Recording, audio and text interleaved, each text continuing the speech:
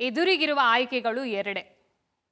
ಒಂದು, ಅವರು ನನ್ನನ್ನು ಇಕ್ಕಟ್ಟಿಗೆ ಸಿಕ್ಕಿ ಹಾಕಿಸೋ ಪ್ರಯತ್ನದಲ್ಲಿದ್ದಾರೆ, ಮುಖ್ಯವಾಗಿ ಶಾರದಾ ಪ್ರಸಾದ್.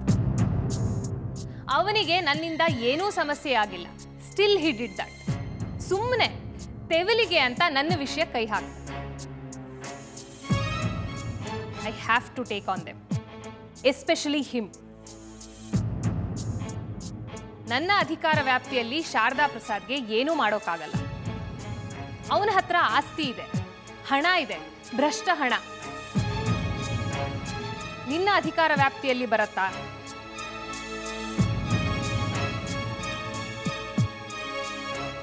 ಏನು ಹೇಳ್ತೀಯಾ? ಎರಡಾಯ್ಕೆ ಅಂದೆ. ಟ್ರಾನ್ಸ್ಫರ್ ತಗೊಂಡು ಹೋಗಬೇಕು ಅಥವಾ ಕೆಲಸ ಬಿಡಬೇಕು. ಟ್ರಾನ್ಸ್ಫರ್ ಉತ್ತರ ಅಲ್ಲ. ಎಲ್ಲ ಕಡೆಯೂ ಈ ತರಹದ್ದೇ ಪಾತ್ರಗಳು ಸಿಗ್ತಾನೆ ಇರುತ್ತವೆ, ಓಡ್ತಾನೆ ಇರಬೇಕಾಗತ್ತೆ. ಕೆಲಸ ಬಿಡಬೇಕು. ಯಾಕೆ? ವಿದ್ಯೆ ಇದೆ, ಬುದ್ಧಿ ಇದೆ, ಆಟಿಟ್ಯೂಡ್ ಇದೆ, ಆರೋಗ್ಯ ಇದೆ. ಶಾರದಾ ಪ್ರಸಾದ್ ವಿರುದ್ಧ ಮುಂದುವರಿಯೋದು ಸಮಸ್ಯೆನೇ ಅಲ್ಲ. ಆದರೆ ಒಂದು, ಇದು ನಿನಗೆ ತೀರ ವೈಯಕ್ತಿಕ. ನಿನ್ನ ತಮ್ಮ ಅವರಿಗೆ ಅಳಿಯ. ಅಲ್ಲಿ ಬೀಳ್ತಿದ್ದ ಹಾಗೆ ಸುರೇಶನು ನೇತಾಕೋತಾನೆ. ಸುರೇಶನ ಮೂಲಕ ನಿನ್ನ ಅಪ್ಪ ಅಮ್ಮ, ವರ್ಷ ನಿನಗೆ ತಂಗಿ, ಹಾಗೆ ಸುರೇಶನಿಗೂ ತಂಗಿ. ಕೇಸ್ ಮಾಡಬೇಕಾದ್ರೆ ಸ್ವಾಭಾವಿಕವಾಗಿ ಹತ್ತಿರದ ನೆಂಟರು, ಮುಖ್ಯ ರಕ್ತ ಹಂಚ್ಕೊಂಡವ್ರನ್ನ ನೋಡ್ತೀವಿ. ಅಲ್ಲೂ ಪೊಟೆನ್ಷಿಯಲ್ ಇರ್ಬೋದಲ್ವಾ? ನಮ್ಮ ಇಲಾಖೆ ಕೂಡ ಸಮಾಜದ ಭಾಗನೇ. ಸಮಾಜದ ಎಲ್ಲ ಹೊಲಸು ಕೊಳಕು ಅಲ್ಲೂ ಇದೆ. ಸಭ್ಯರೂ ಇದ್ದಾರೆ, ಅಸಭ್ಯರೂ ಇದ್ದಾರೆ. ಹರಾಸ್ಮೆಂಟ್ ಆಗಬಹುದು, ಹಣದ ವಿಲೇವಾರಿ ನಡಿಬಹುದು, ನಡಿದೇನೂ ಇರಬಹುದು. ಮೀರಿ ಅವರ ಸಲಹೆ ಸಮಾಧಾನಕ್ಕೆ ಚಾರ್ಟರ್ಡ್ ಅಕೌಂಟೆಂಟ್ಸು, ಅಡ್ವೊಕೇಟ್ಸು ಬರ್ತಾರೆ. ಅವರು ಏನು ಕಮ್ಮಿ ಇಲ್ಲ. ಕಲ್ಯಾಣೋತ್ಸವದ ತರಹ ಸಕಲರ ಕಲ್ಯಾಣಕ್ಕೆ ಸರ್ಕಾರ ಆಯೋಜಿಸುವ ಒಂದು ಉತ್ಸವ. ತಗಲ ಹಾಕ್ಕೊಂಡವರ ಕೊಬ್ಬಂತೂ ಇಳಿಯತ್ತಾ? ಅಷ್ಟೇ ಅಲ್ಲವೇ, ಇದು ಚರ್ಮದ ರೋಗ. ವಾಸಿನೂ ಆಗಲ್ಲ, ತುರ್ಕೇನೂ ಹೋಗಲ್ಲ. ಜಪ್ತಿ ಆಗತ್ತಾ?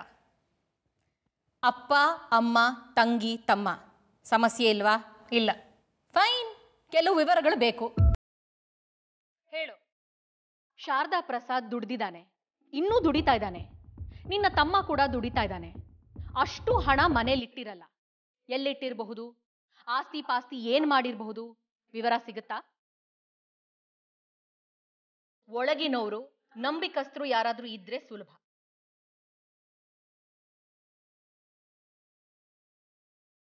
ಆಗಬಹುದು. I think I can try. ನಿನ್ನದು ಫ್ಯಾಮಿಲಿ ಪ್ರಾಪರ್ಟಿ ಇದೆ ಅಂದೆ, ಸುತ್ತ ರಿಸಾರ್ಟ್ ಆಗಿದೆ. ಬಿಲ್ಡಿಂಗ್ಸು ಅನಾಥರೈಸ್ಡೆ, ದಾಖಲೆನೇ ಇಲ್ಲ. ಏನ್ ಮಾಡ್ತೀಯಾ? ನೀನು ಆಚೆಗೆ ಬರಬೇಕು. ಅಪ್ಪನಿಗೆ ನನ್ನ ಹಕ್ಕನ್ನ ಗಿಫ್ಟ್ ಮಾಡ್ತೀನಿ. ಸುತ್ತಲಿನ ಜಮೀನಿಗೂ ನನಗೂ ಸಂಬಂಧ ಇಲ್ಲ. ಶಾರದಾ ಪ್ರಸಾದ್ಗೆ ಸುದ್ದಿ ತಲುಪಿದ್ರೆ ಹುಷಾರಾಗ್ತಾರೆ. ತಲುಪಲ್ಲ. ಅಪ್ಪನ್ನ ನಾನು ಮ್ಯಾನಿಪುಲೇಟ್ ಮಾಡಬಲ್ಲೆ.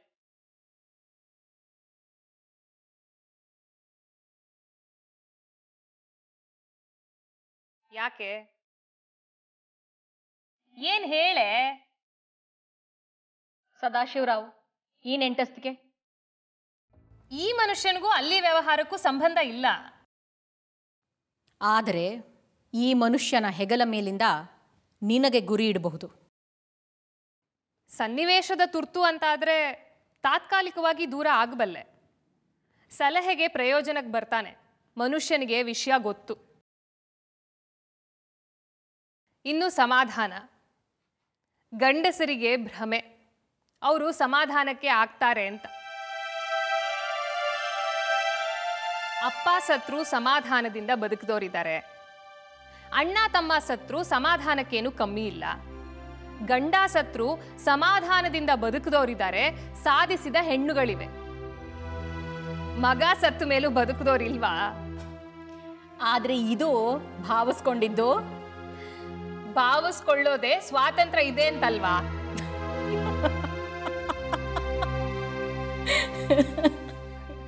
ಎಲ್ಲಿ ಅಗರ್ವಾಲ್? ಇದೇನೋ ಇದ್ದಕ್ಕಿದ್ದ ಹಾಗೆ ಅಗರ್ವಾಲು? ಕುತ್ತಿಗೆಯಲ್ಲಿ ತಾಳಿ ಕಾಣ್ಲಿಲ್ಲ? ಚಂದ್ರಮತಿ ತಾಳಿ ಹರಿಶ್ಚಂದ್ರನಿಗೆ ಮಾತ್ರ ಕಾಣಿಸೋದು. ಗಂಡ ಸುಳ್ಳಾದ್ರೆ ಅವನಿಗೂ ಕಾಣಿಸಲ್ಲ. ಇಷ್ಟೊಂದು ದೇವಸ್ಥಾನಗಳಿವೆ, ಇಷ್ಟೊಂದು ಮೂರ್ತಿಗಳಿದಾವೆ, ಯಾವುದಕ್ಕೂ ತಾಳಿ ಇಲ್ವಂತೆ. ಕಲ್ಯಾಣೋತ್ಸವದಲ್ಲಿ ದೇವರ ಪರ ಪುರೋಹಿತರು ಕಟ್ತಾರೆ. ಪ್ರಾಯಶಃ ಅದೊಂದೇ ಪರ್ಮನೆಂಟು, ಪ್ರಪಂಚಕ್ಕೆ ಕಾಣೋ ತಾಳಿ. ಕಟ್ಟಿಕೊಂಡ ಗಂಡನಿಗೆ ಕಾಯೋ ಜವಾಬ್ದಾರಿ ಹೊರೋ ಚೈತನ್ಯ ಇದ್ರೆ ಕುತ್ತಿಗೆಯ ತಾಳಿಗೆ ಒಂದು ತೂಕ. ಪೂರ್ತ ಸಮಾಜ ಭ್ರಷ್ಟರೇ ಹೆಚ್ಚಿದ್ದಾರೆ. ಹೆಂಡತಿಯ ಸೀರೆ, ಒಡವೆ, ವಾಸದ ಮನೆ, ಹಬ್ಬ, ಹುಟ್ಟಿದಬ್ಬ, ಮಕ್ಕಳ ಮದುವೆ ಎಲ್ಲವೂ ಸ್ಪಾನ್ಸರ್ಡು. ಗಂಡ ಕಟ್ಟಿದ ತಾಳಿ ಒಂದು ಕೋಲ, ದೇವರು ಕಟ್ಟಿದ ಹಾಗೆ, ಒಂದೊಂದಕ್ಕೆ ಒಬ್ಬೊಬ್ಬ. ನಾವು ಸಂಭ್ರಮದಲ್ಲಿ ತಾಳಿ ಕಟ್ಟಿಸ್ಕೊಂಡು ಬರ್ತೀವಿ, ಇವರು ಊರೆಲ್ಲ ಚಂದ ಎತ್ತಿ ಗೆಜ್ಜೆ ಕಟ್ತಾರೆ.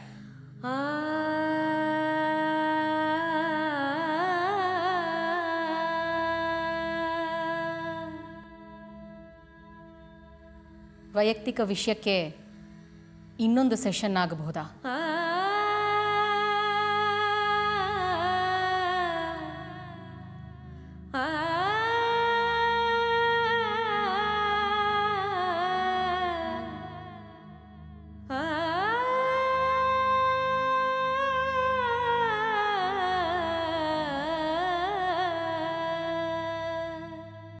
ಘಟನೆಯ ಪೂರ್ತ ವಿವರ ನಿಮಗೆ ಗೊತ್ತು, ಬರೆದು ಕೊಡ್ತೀರಾ?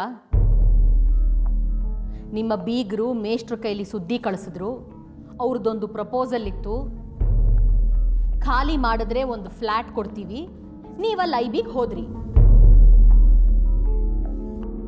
ಲಕ್ಷ್ಮೀಪತಿ ಮನೇಲಿದ್ರು, ರಂಗಧಾಮ ಬಂದು ಹಣ ಇಟ್ಟ, ಆಗತ್ತಾ? ಯಾರಿಗೂ ಬರೆದು ಕೊಡಬೇಕು?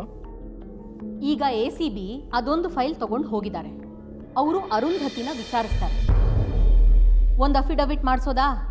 ನೀವು ಸಹಿ ಹಾಕ್ತೀರಾ? ನೋಟರೈಸ್ ಮಾಡಿಸಿದ್ರಾಯ್ತು. ಅದರಲ್ಲಿ ಅರುಂಧತಿ ಹೆಸರು ಇಲ್ಲ. ಹೌದು. ಅವಳಿಗೆ ಅದಕ್ಕೆ ಸಂಬಂಧ ಇಲ್ಲ ಅನ್ನೋದಕ್ಕೆ ಅಷ್ಟು ಸಾಲದ? ಅದು ಸ್ಟ್ಯಾಂಪ್ ಪೇಪರ್ ಮೇಲಿಲ್ಲ, ಯಾರದ್ದು ಸಹಿ ಇಲ್ಲ, ಅದು ಡಾಕ್ಯುಮೆಂಟ್ ಅಲ್ಲವೇ ಅಲ್ಲ. ಕಾನೂನಿನಲ್ಲಿ ಅದು ಯಾವುದೇ ತರಹದ ಪುರಾವೆ ಅಲ್ಲ. ಒಂದು ಪ್ರಪೋಸಲ್ ಇತ್ತು, ಅದಕ್ಕೆ ಅದು ಪುರಾವೆ. ಕೊಡಿ ಒಂದು ಅಫಿಡವಿಟ್ಟು, ಪೂರ್ತ ಸತ್ಯನೇ. ಸಮಸ್ಯೆ ಏನು?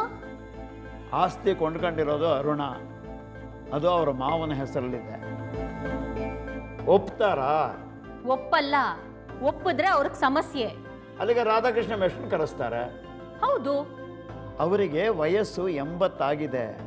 ಅವರನ್ನ ಈ ಜಂಜಾಟಕ್ಕೆ ಸಿಲುಕಿಸೋದ? ಅಲ್ಲದೆ ಇಲ್ಲಿ ಹಣ ಸಿಕ್ಕಿಲ್ಲ. ಹಾಗಿದ್ದಾಗ ಹಣದ ಬಗ್ಗೆ ನಾವೇ ಯಾಕೆ ಅಫಿಡವಿಟ್ ಕೊಡಬೇಕು? ಬೇಡ, ಹಣದ ವಿಷಯ ಬೇಡ, ಮಿಕ್ಕ ಸತ್ಯಗಳನ್ನೆಲ್ಲ ಬರೆದು ಕೊಡಬಹುದಲ್ವಾ? ನನ್ನ ಅನುಭವದ ಮಾತು ಹೇಳ್ತೀನಿ ಕೇಳು. ಸದ್ಯಕ್ಕೆ ಅದರ ಅವಶ್ಯಕತೆ ಇಲ್ಲ. ಅದೊಂದು ಫೈಲ್ ತೊಗೊಂಡು ಹೋಗಿದ್ದಾರೆ. ಅವ್ರಿಗೆ ಗೊತ್ತಿದೆ ಅದರಲ್ಲಿ ಯಾರದ್ದೇ ಸಹಿ ಇಲ್ಲ, ಅದು ಸ್ಟ್ಯಾಂಪ್ ಪೇಪರ್ ಮೇಲೆ ಇಲ್ಲ, ಹಾಗಾಗಿ ಅದು ಪುರಾವೆ ಅಲ್ಲ. ಮುಂದುವರೆದು ಪ್ರಯೋಜನ ಇಲ್ಲ ಅಂತ ಅವರೇ ಸುಮ್ಮನಾಗಬಹುದಲ್ವಾ? ಈಗ ನಾನು ಅಫಿಡವಿಟ್ ಕೊಟ್ಟರೆ ಅವ್ರಿಗನ್ಸತ್ತೆ ಪ್ರಾಯಶಃ ಈ ಪುರಾವೆಗೆ ಬೆಲೆ ಇದೆ, ಸುಮ್ಮನಿರೋದು ಬೇಡ, ಕೆದಕೋಣ ಅಂತ ಅನ್ನಿಸ್ಬಹುದು. ಸದ್ಯಕ್ಕೆ ಮಲಗಿದೆ, ಕೆದಕಿ ನಾವು ಯಾಕೆ ಎಬ್ಬಿಸಬೇಕು? ಅದು ತಾನಾಗೆ ಎದ್ದರೆ ಉತ್ತರ ಹುಡುಕಿದರಾಯಿತು. Discretion is better part of valour. ಅಪಾಯ ನಿಮ್ಮ ಕುತ್ತಿಗೆ ಮೇಲಿಲ್ಲ, ಅರುಂಧತಿ ಕುತ್ತಿಗೆ ಸುತ್ತಾ ಇದೆ. You can be discreet, wait and watch ಅಲ್ವಾ? ಸಾತ್ವಿಕರು ನೀವು, ಸಜ್ಜನರು ಕೂಡ. ಅಷ್ಟು ಸಾಲದೆ ಹೆಣ್ಣನ್ನ ಕಾಯಕ್ಕೆ ಕ್ಷಾತ್ರ ಬೇಕು. ಹೆಣ್ಣು ಮಕ್ಕಳು ವಯಸ್ಸು ಮೇಲೆ ಅಧಿಕಾರ ಇದೆ. ದುಡುಕ್ತೀರಿ ನೀವುಗಳು. ಗಂಡಸರು ಸಂಯಮಿಗಳು, ಮಾಗಿದಿರಿ, ಸಮಯ ಸಂದರ್ಭ ನೋಡಿ ನಿರ್ಧಾರ ತಗೋತೀರಿ. ಗಂಡಸರು ಹುಲಿ ಜೊತೆ ಹೋರಾಡಯ್ಯ ಅಂದ್ರೆ ಮರ ಹತ್ತೋದನ್ನ ಹೇಳ್ಕೊಡ್ತೀವಿ ಅಂತೀರಿ. ನೀವೇನ್ ಮರ ಹತ್ತೋದನ್ನ ಹೇಳ್ಕೊಡೋದು? ಅದನ್ನ ನಾವೇ ಕಲಿತೀವಿ, ಹತ್ತೀವಿ. ಕೊಂಕಳಲ್ಲಿ ಒಂದಿದೆ, ಗರ್ಭದಲ್ಲಿ ಇನ್ನೊಂದು, ಮೂರನೇದು ಕೈ ಹಿಡಿದಿದೆ. ಅಪಾಯ ಅಂತಿದ್ದ ಹಾಗೆ ನೀವು ಮರ ಹತ್ತೀರಿ.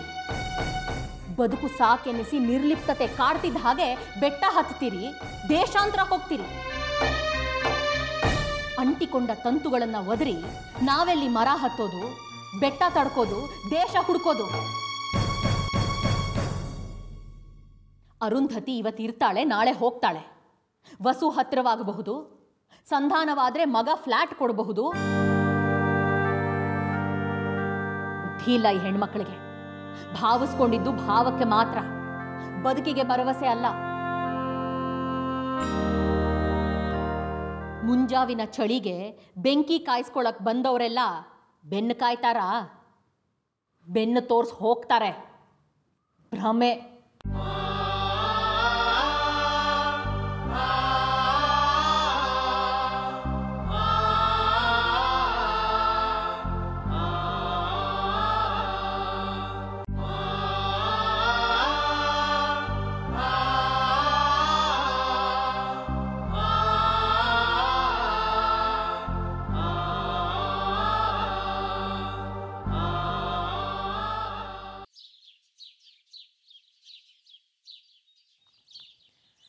ಯಾರ ಮೇಲಿನ ಕೋಪ ಯಾರ ಮೇಲೆ ತೀರಿಸ್ತಾ ಇದೀಯಾ?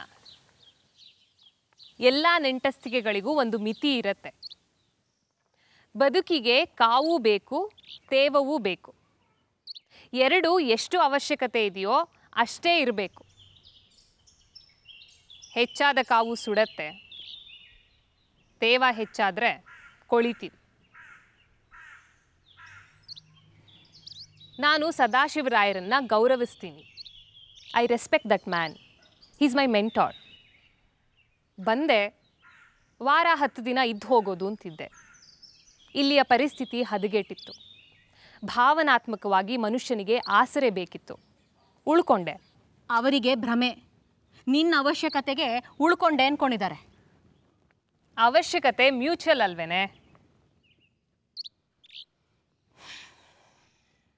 ಏನು ಅಗರ್ವಾಲ್ ಕಥೆ? ಮೊದಲ 5 ವರ್ಷ ಚೆನ್ನಾಗಿತ್ತು. To me he was brilliant. ನಾನು ಅವನಿಗೆ ಅಪ್ರತಿಮ ಸುಂದರಿ. Now it all sound so ಸಿಲ್ಲಿಯಾ. ಬದುಕಿಗೆ ಪ್ರಯೋಜನವಾಗದಂತಹ ಬ್ರಿಲಿಯನ್ಸ್ ಯಾಕೆ ಬೇಕು? ಕಾಲವು ಕಳೆಗುಂದದ ಅಪ್ರತಿಮ ಸೌಂದರ್ಯ ಯಾವ ಪ್ರಯೋಜನಕ್ಕೆ? ಪ್ರಯೋಜನಕ್ಕೆ ಬಾರದಕ್ಕೆ ಅಸ್ತಿತ್ವ ಇಲ್ವೇ? ಅವನಿಗೆ ಶಿಸ್ತು ಕಮ್ಮಿ, ಮಹತ್ವಾಕಾಂಕ್ಷೆಗಳಿದ್ವು. ಗುಂಪಿನಲ್ಲಿ ಒಂದಾಗಿ ಕಳೆದು ಹೋಗಬೇಕು ಅನ್ನೋದು ಹೆಣ್ಣಿನ ತುಡಿತ. ಎಲ್ಲರನ್ನೂ ಮೀರಿಸಿ ಪ್ರಪಂಚ ನಿನ್ನನ್ನು ಬಿಟ್ರಿಲ್ಲ ಅಂತ ಮೂಗಿನ ಮೇಲೆ ಬೆರಳಿಡಬೇಕು. ಅದು ಗಂಡಿನ ಆಕಾಂಕ್ಷೆ. ಮದುವೆಗೆ ಮೊದಲು ಬೇರೆ ಬೇರೆ ವಾಸ್ತವ್ಯ, ಆದರೆ ಒಟ್ಟಿಗಿದ್ವಿ. ಪುರುಸೊತ್ತಿನ ಸಮಯ ಪರಸ್ಪರ ಆಕ್ರಮಿಸ್ಕೊತಿದ್ವಿ.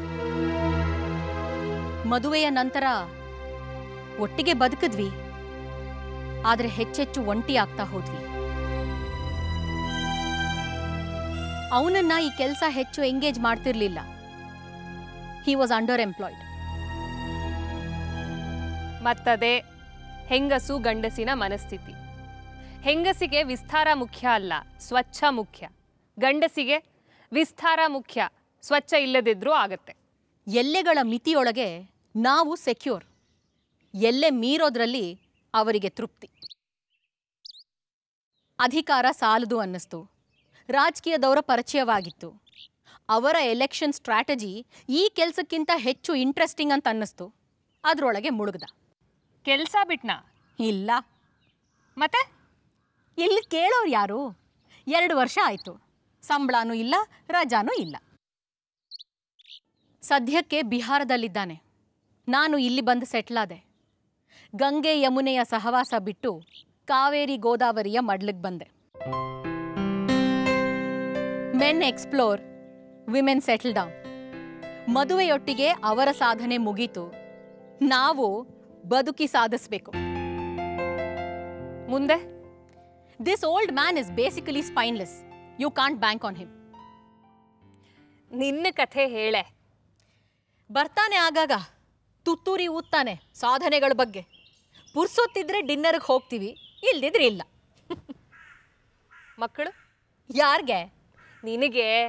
ಬೇಕಿದ್ರೆ ಅಡಾಪ್ಟ್ ಮಾಡ್ಕೋ ಅಂತಾನೆ. ಯಾರಿಗೆ ಬೇಕಿದ್ರೆ? This I am not clear. ನಿಂದೇನು? ದಿಸ್ ಫಾರ್ ನೋ ಫರ್ದರ್ ಅಂದಿದ್ದೆ. Did that proceed any further? ಇಲ್ಲ, ನಾನು ಊರು ಬಿಟ್ಟಿದ್ದೆ. ಅವನಿಗೆ ಅದೇನೋ ಡಿಪ್ರೆಷನ್ ಅಂತೆ. 6 ತಿಂಗಳು ಗಡ್ಡ ಬಿಟ್ಟಿದ್ನಂತೆ. ಮಾರನೇ ದಿನ ಬಂದು ಸಾರಿ ಕುಡ್ದಿದ್ದೆ ಅಂದಿದ್ರೆ ಆಗಿರೋದು. ದಡ್ಡ, ಡಿಪ್ರೆಷನ್ ಅಂತೆ. ಕೊಂಡಿ ಅಷ್ಟಕ್ಕೆ ಕಳಚ್ತು ಬಿಡು. ಬದುಕದೆ ಜೀವನ ಪರ್ಯಂತ ನಿನಗೆ ಡಿಪ್ರೆಷನ್ ಆಗೋಗಿರೋದು.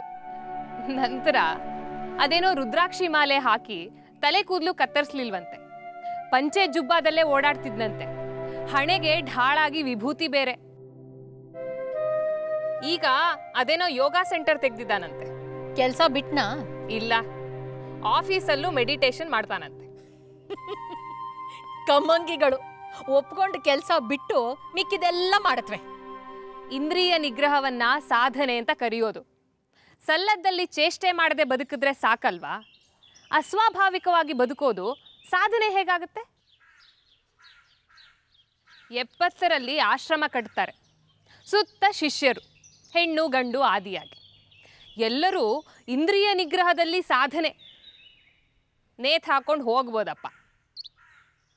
ನಮಗೆ ಸ್ವಾಭಾವಿಕ ಬದುಕು ಬೇಕೆ? ಅದನ್ನ ಕೊಡಲಾಗದ ಮೇಲೆ ಏನು ಸಾಧಿಸಿ ಏನು ಪ್ರಯೋಜನ? ಪ್ರಕೃತಿಗೆ ಪ್ರಯೋಜನವಿಲ್ಲದ ಪುರುಷನಿಗೆ ಏನೇ ಅಸ್ತಿತ್ವ? ಸದಾಶಿವರಾಯರನ್ನ ಇದರಿಂದ ಹೊರಗಿಡು. ಅವರು ಮಾತ್ರ ಅಲ್ಲ, ಬೇರೆ ಯಾರೂ ಬೇಡ. ಇದು ನನ್ನ ವೈಯಕ್ತಿಕ ಸ್ತರದ ಗುದ್ದಾಟ.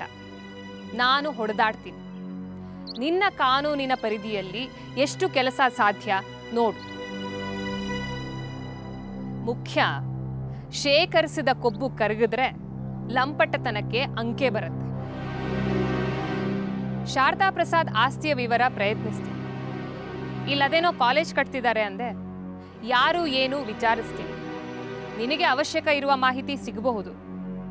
ಆದರೆ ಒಂದು, ರಮಾನಂದ ಉಸ್ತುವಾರಿ ಬಿಡಬೇಡ. I thought you would be depressed. Come on.